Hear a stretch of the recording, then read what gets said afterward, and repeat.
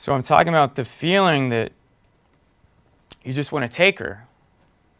You just want to recognize your masculine dominance and take her. It's about sucking and fucking and blowjobs and facials and like penetration and hard pounding and quickies and all this raw stuff. This is the contrast I'm creating, the polarity between sex and affection, because we're going to get into examples. So say you're feeling social. You're out and about, you meet this girl, you have a great conversation. Again, social, verbal.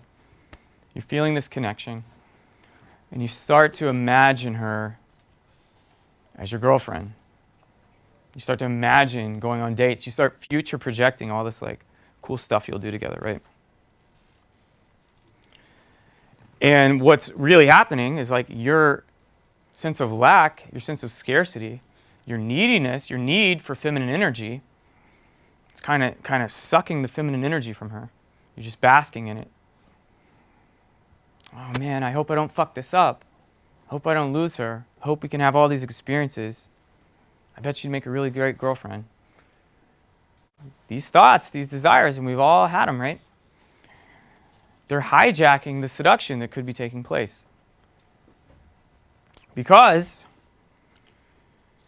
if there's one thing that you get out of this that you should write down, right, is that you got to go after the sex before you go after the affection.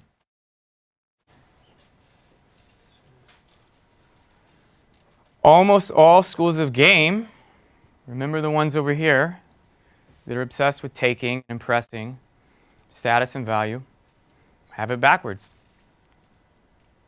Because it's an ego stroke. Remember the ego versus the soul.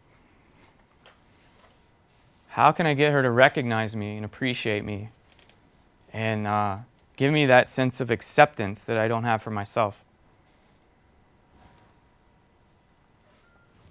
So you get the sex before you get the affection. And it doesn't matter, like maybe you don't want to be, like hopefully you don't want to be a pickup artist or a player, but maybe you don't want to be this like crazy romance artist. And you don't want to be Vince with all this energy, right? But, maybe endless sexual variety and novelty like isn't your thing. That's cool. You just want like this cool girlfriend, this chill chick that you get to have all the affection with. Still saying, the pursuit of sex, the recognition, I should say, of the innate natural sexual urge, capitalizing on that tension, right? Escalating, bringing it to fruition, right? Because so many guys, like, they have this front, right? It's the pickup artist front, right? They're going to do all these things. They come across as all confident. And she gets this sense, well, first of all, like attracts like, and game recognizes game. So you're on that path. You're meeting people with the same resonance of energy. But, sometimes you see this, like the guys will let the girl down. It's a huge insult to her sexuality, to her femininity, when the guy doesn't actually pull through. Because more often than not, he's caught up in this mind fuck of like seeking affection before sex, right? So if your goal is to be more social, this is actually for mystery. If your goal is to be more social, talkative is the number one state to be in. That's what he said. Except he says it like this: the number one state to be in is talkative, because he's on this path. If your goal is to be more social, talkative is the number one state to be in. If your goal is to be more seductive, horny is the number one state to be in. Like, part of this whole process is recognizing your own sexuality, being comfortable with it. Self-esteem, remember? Loving yourself, valuing yourself, loving your body, loving your cock. Understanding that sex is a beautiful thing. You don't have sexual hang-ups. You don't have a Madonna whore complex. You don't have vagina envy. You don't have misogyny.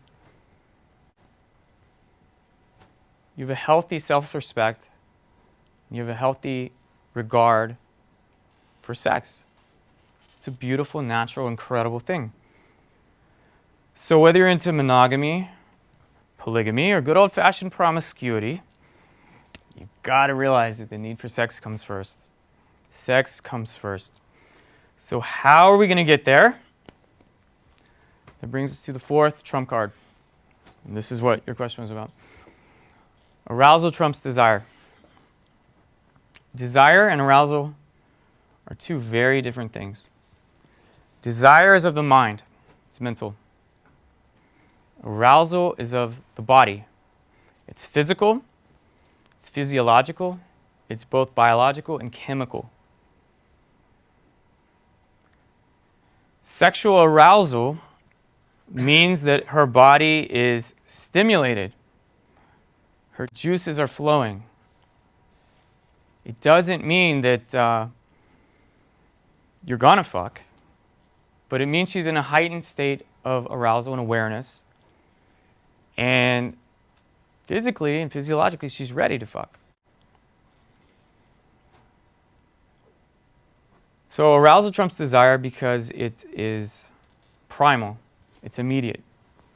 It's natural. It's automatic.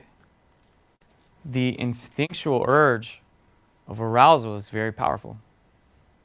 And the way I see it is like this. There's actually studies that show this as well. A lot of times women are engaged in intercourse before they even realize that they have desire for the person they're with. The mental sensation that that's where they want to be and that they like him, right? Another thing I always say is like stop wondering if girls like you, right? It's over here. Start determining if they turn you on and start learning how to turn them on. That was over here. This all relates back to my triangle. So, arousal and desire, right?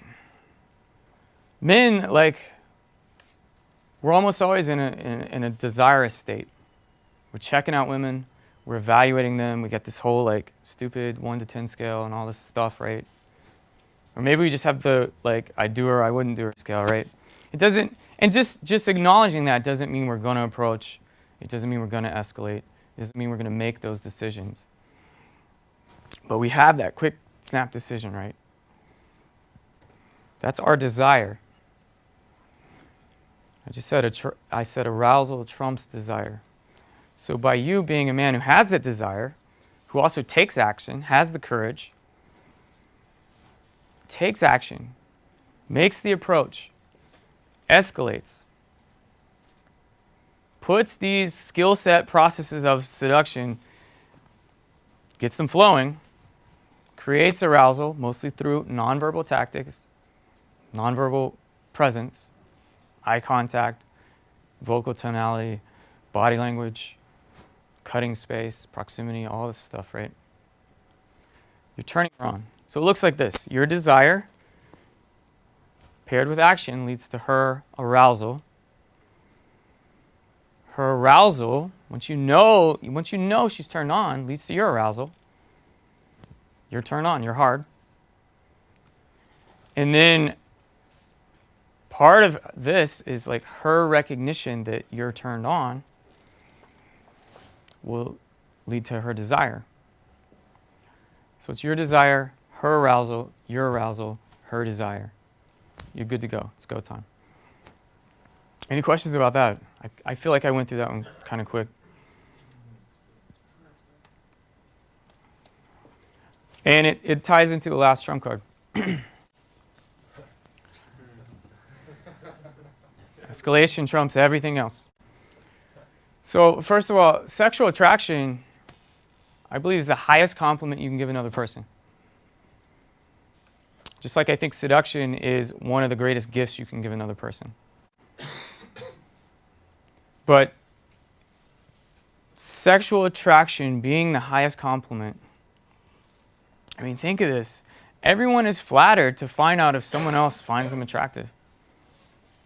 It's always flattering. Whether it's reciprocal or not, it's flattering. But it gets even better because, like I was saying, often it is reciprocal. You letting someone know that they turn you on will often turn them on. finding out from someone that you turn them on will turn you on. It's a beautiful loop. It's a beautiful feedback loop that goes like this: desire, arousal, arousal, desire. Action. So, escalation being the process of making a moment more intense. Process of making a moment more intense. It's gradual forward momentum. So there's aspect of momentum and creating arousal. Escalation is how you create arousal. Escalation is how you create sexual tension. Escalation is how you create chemistry.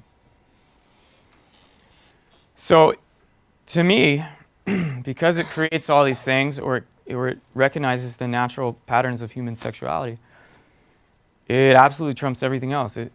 This obviously includes things like what we talked about: having social proof, having an entourage, peacocking, having a wing, having a pivot, being a storyteller, doing the stuff like banter and teasing and breaking rapport. Escalating primarily non-verbally and quickly should obviously trump those things. But I also think it trumps things like looks. Looks are a luxury. Escalation is essential. These like good-looking guys, right? And there's a lot of them in the city. What is that site? Beautifulpeople.com, right? There's more people on that site, both men and women, from Sweden than any other country. So yeah, I can recognize there's good-looking guys here too, right? If they're not fucking escalating, they're getting nowhere. It may be more permissive here for women to initiate, for women to adopt the masculine role and to approach and escalate themselves. I still think that's kind of atypical. Man is action, woman is reaction. But, you can't be like this good-looking guy and, you wear cool clothes and you stand around being cocky and just like knowing nothing about seduction and waiting for those rare random opportunities, right? You want to manifest your destiny. You want to put these processes into play. You want to go out and create the opportunities. So looks are a luxury. Escalation is essential. Absolutely. Escalation is what I'm saying. It's how you take a woman who's somewhat interested and you make her very, very interested. And like I said, you can't wait around, play it safe. You can't look for indicators of her interest. Guys think escalation is only something you do like when you get a clear signal.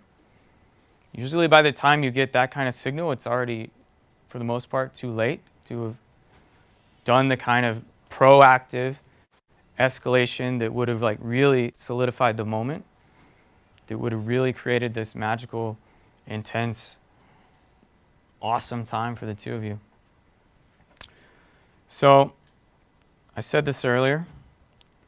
Stop getting attention, start getting arousal, stop entertaining, start escalating. Let's add it all up.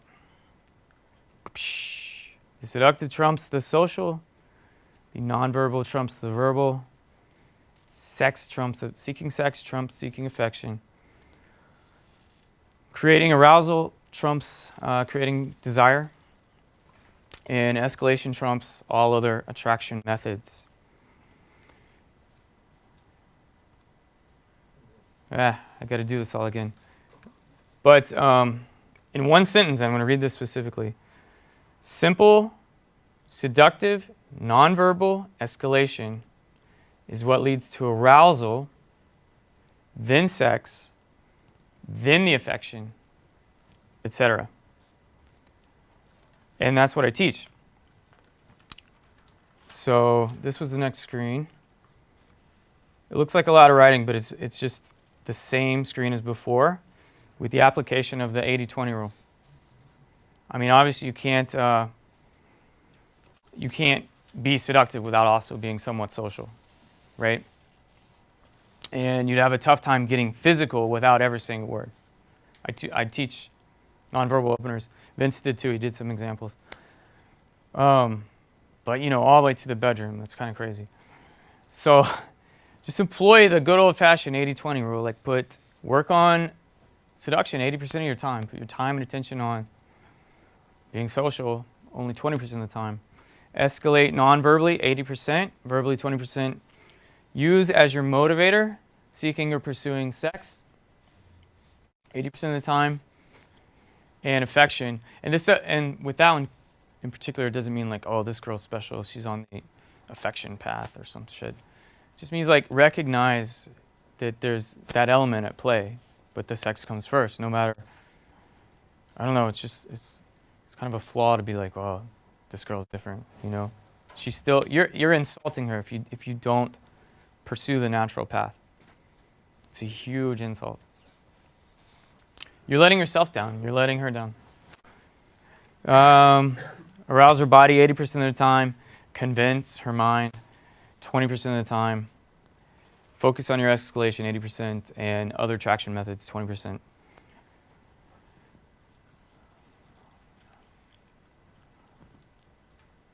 That's the basis. That's the core of my 2 different talks combined. The savage triangle, the social, the seductive, and the sexual, the 5 trump cards. The other thing that I want to talk a little bit about, and this is what I teach in field. I will be doing in-field workshops tonight, tomorrow, Sunday. For locals, I'm going to be here at least a month. I had my phone number at the beginning. I'll put it up again. Please write it down. Call me, text me, whatever. It's a local number for Sweden.